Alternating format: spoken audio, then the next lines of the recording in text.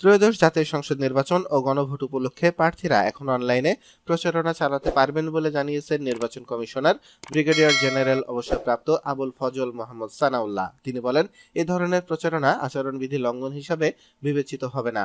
মঙ্গলবার বিকালে নির্বাচন কমিশন ভবনে আয়োজিত এক সংবাদ সম্মেলনে তিনি কথা জানান। ইসি সানাউল্লাহ বলেন, প্রচারণা পুরোপুরি বন্ধ হয়নি, তবে অনানুষ্ঠানিক মিছিল ও সমাবেশের মতো কর্মসূচি নিষিদ্ধ রয়েছে।